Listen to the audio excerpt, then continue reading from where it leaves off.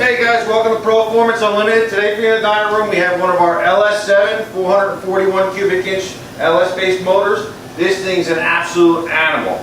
Let me go over a little bit how we have the motor set up. We do the LS7 aluminum block with the completely forged stroker rotating assembly by Eagle. The heads are the AFR CNC ported. For the injection system we chose to go with the Phytech 750 plus horsepower model. It's got the beautiful polished Chevrolet valve covers on here. We did the hidden coil packs to make it a nice clean look. And then on the front of it we got the March alt power steering AC pulley system. If you're looking to do a retro mod to your vehicle, this is definitely the best way to go. This thing produces right around 750 horsepower and 750 foot-pounds of torque. It's an absolute animal. Pair it up to a beautiful 4L80E overdrive tranny or a 6-speed Tremec tranny. This thing's going to be phenomenal in that car. You're going to get years of enjoyment because these things are so reliable with all the new technology that's in them, and as well as you get the good gas mileage being completely fuel injected.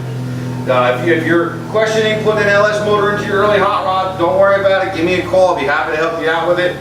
We can help set you up with headers, the tranny. We can set you up with the complete rusty injection system, fuel tank if you need it, all of it to make your installation go super simple.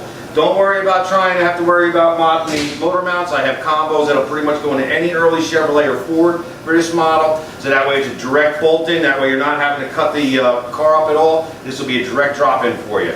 Let's take you over to Dino. I know you'll be really impressed. All right, Tim, got your 1969 Chevy Camaro LS7 engine here on the dyno.